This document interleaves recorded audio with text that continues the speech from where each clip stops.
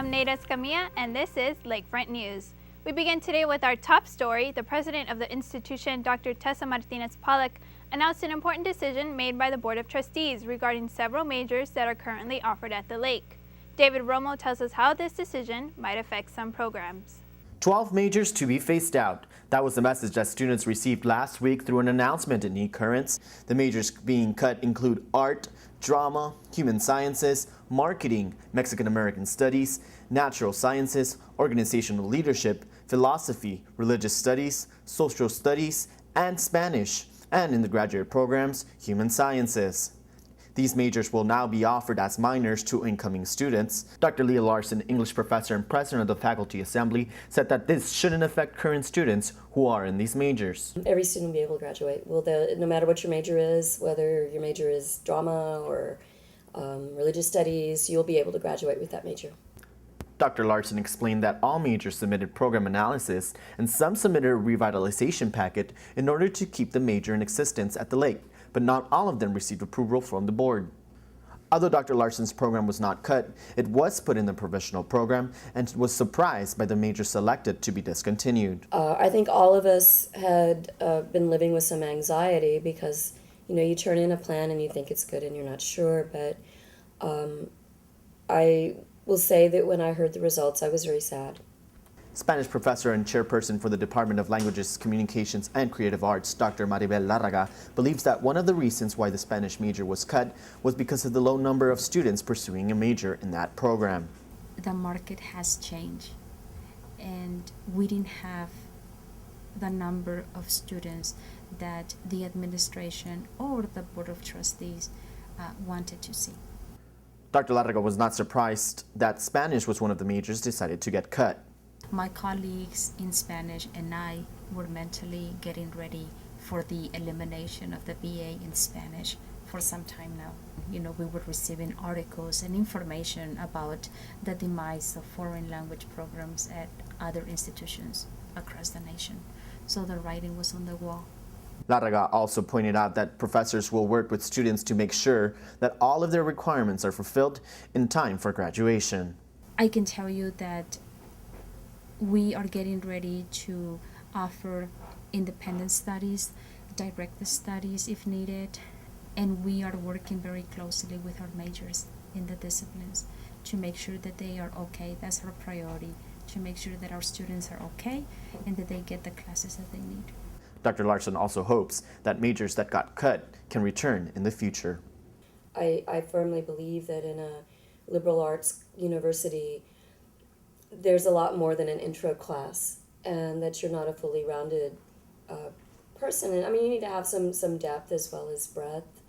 I especially hope that in with religious studies because, we're a Catholic institution. I hope that there will be opportunities for those programs to come back as majors in the future. I would love to see all of them back. If you have any questions or concerns, you may contact Dr. Laney from the School of Arts and Sciences or Dr. Biskin from the School of Business and Leadership to answer any of your questions. David Romo, Lakefront News. Thank you, David. Now that we've heard what faculty has to say about the decision to cut some degree programs, Roxana Rubio gives us more details and students' reactions. With the recent cutbacks in majors at Our Lady of the Lake University, I went out to see students' reactions. Part of our essence, the Mexican-American studies, the music, the mariachi program, all of that is part of who we are. They're really important to the identity of the university and the community in general.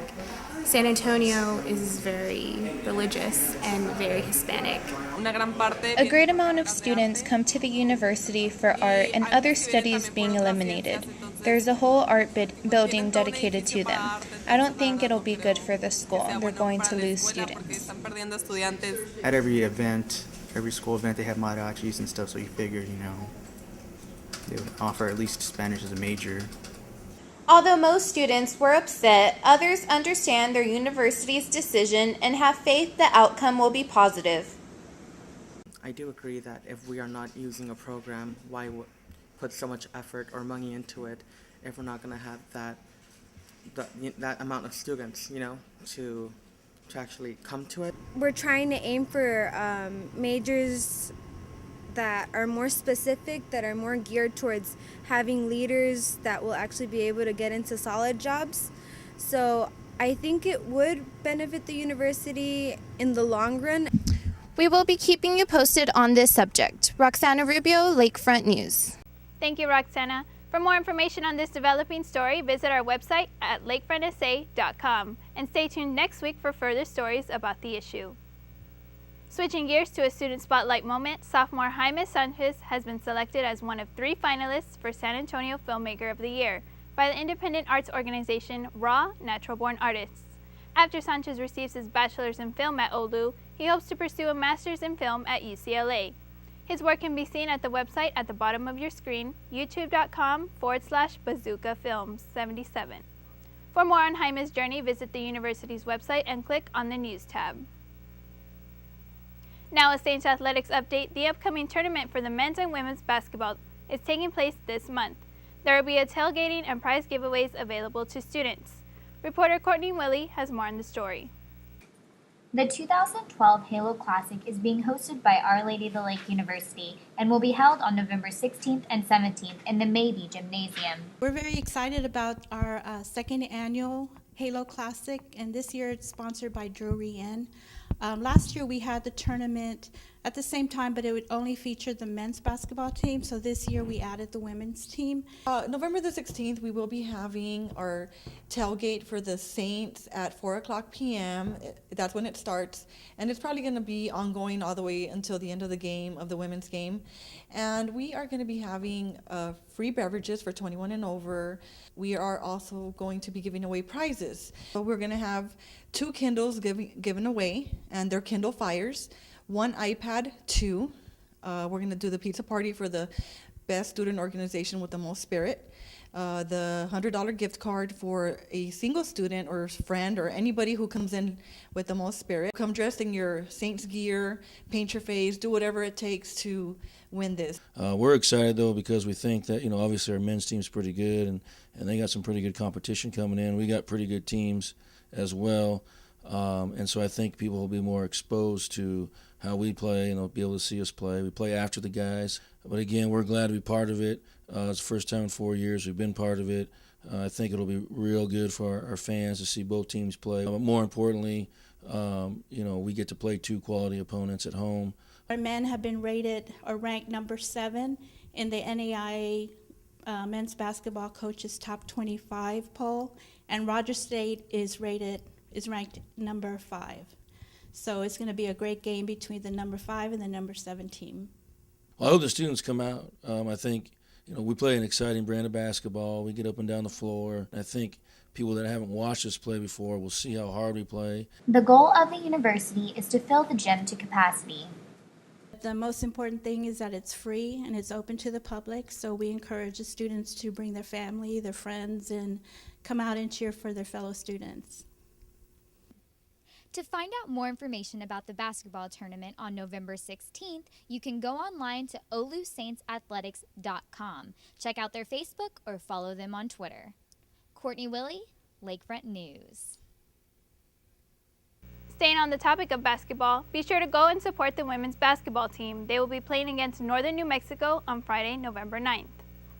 More athletic news, the men's soccer team has won its first Red River Athletic Conference title in team history. Reporter Jesus Cortez has more on this story. 3. Thank you, Neida. Well, it looks like it's all smiles here at Our Lady of the Lake after the men's soccer team captured its first Red River Athletic Conference title. The soccer team won the title after beating UT Brownsville 3-2. Coach Shane Hurley had this to say about the road to victory. It's been challenging. I think within our conference, as it's been expanding, there's always 5 to 6 very, very strong teams in there, and at any point in time, it's a matter of who gets hot and who gets confident and plays with a more aggressive attitude and a little bit of swagger. And so there's been times where we looked like we could be one of the favorites of the conference, and then we've kind of faded away. This year has definitely been probably the most consistent of all the years. The men's soccer team was actually down 0-2 at the half during the game against UT Brownsville. Captain and center back Luis Flores talks about how the team fought back to victory. The speeches play an important role. Not only Coach Shane, but Coach Lee, Arthur, they all influence on the on the comeback of the score. I know we were down 2-0, struggling, not playing good. Everyone was slow, and then all of a sudden in the speech, one goal, we score a goal, and the team pumps up, and things start going our way. With the Saints coming out on top, they now get an automatic bid in the national tournament, which will begin on November 17th. Captain Marcelo Chapa has this to say about the victory. I mean, it's a great feeling for all of us, but like I said, you just got to be humble. Next up for the Saints will be the conference tournament on November 9th. For more information on the team, you can go to www.ollusaintsathletics.com. Jesus Cortez, Lakefront News. Thank you, Jesus. This weekend on Saturday, November 10th, OLLU is hosting its fall open house for prospective students. Some events include a tour of the OLLU campus, tips from admission staff about the application process, information on academic programs, and the opportunity to speak with current students about their experience at the lake. Parents are also welcome to attend. To RSVP or for more information on open house, send an email to admissions@ollusa.edu, or you can call 210-431-3961. Recently, there have been many false bomb threats made to universities throughout Texas. If OLLU were to encounter such a threat or any other emergency situation, would the university be prepared to deal with such an ordeal? We go to our reporter Sarai Bejarano for more on the story. If there was ever an emergency on campus, would you know where to turn to for more information? Students, faculty, and staff here at OLLU should turn to the emergency alert system in case of any threat or critical situation on campus. The alert system, sent via text message and email or voicemail, is set to notify everyone of any immediate danger or emergency. We use many tools to communicate in the event of an emergency, but one of the big tools we use is a system that we use through an outside vendor called Blackboard Connect. The alert system notifies students, faculty, and staff to their most recent telephone information. The register should already have your latest telephone and email information since it was given upon registering for classes. This information is the one fed to the database system that is used by the Blackboard Connect. On the emergency alert page that we have, you'll see a little icon at the bottom of our website that says OLLU Alert. You can click there and it'll give you instructions on how to update your contact information in the event that it's changed during a semester. However, students should not solely rely on the emergency alert system. Campus police are always the first responders to any incident on campus and thus provide the community with safety and instructions in case of an incident. Well, the procedure for us here on campus with the campus police is, of course, to respond to any and all situations on campus. If there was ever a serious threat, the information would first pass by the chain of command, which includes the patrol officer, sergeant, lieutenant, and finally the chief of police. Once it has reached him, he would then send the information to the head of administration, who would then proceed to send out the mass notification to the OLLU community. What I think about the emergency system, I think that it's a very solid idea for what we need in regards to safety on campus. The emergency alert system is tested once every semester and is set to send students a test message soon, so be ready to receive a notification. From the campus police standpoint, I think that any threat, can happen at any time, at any place. Will it happen here? I hope it doesn't. But if it does, we have the necessary tools that are in place that we're going to respond accordingly. Make sure to always keep your telephone information updated to receive the emergency alert system. Also, if you or anyone is aware of any emergency or situation on campus, don't hesitate to call campus police at the number that appears on your screen. This has been Sarai Bejarano for Lakefront News. Thank you, Sarai. We send a big congratulations to the OLLU Cyber Saints team for their first time win at a cybersecurity competition. I went straight to the computer lab to talk to members about this outstanding achievement. The OLLU Cyber Saints team proved that being the underdog can have its benefits. They won first place at the 2012 Panoply competition held in San Antonio. We knew some of the teams that did really well last year were coming, and we really didn't know what to expect on that front. We felt more prepared, but still not prepared enough in the sense of that we were going to be the clear winners. So it was definitely surprising, to say the least. So we had a whole bunch of targets that we were supposed to compromise. Then we were supposed to plant flags, which was changing services, manipulating a web page, basically just owning a computer as though a hacker had compromised it and defaced that computer. And then the next goal is actually to secure that computer against the other red teams that were present. Basically, all of the universities brought forth their best hackers to demonstrate which university had the best red team.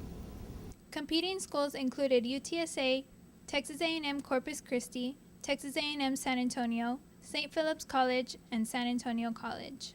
One of the teams has been preparing for a full year.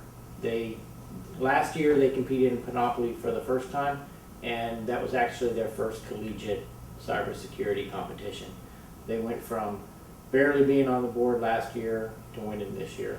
I think this year we had an absolutely amazing team. The teamwork was exceptional, and the fact that we did such a huge improvement over last year shows the dedication that my team put into it. The team is now preparing for the Collegiate Cyber Defense Competition qualifier round in January. Neida Escamilla, Lakefront News.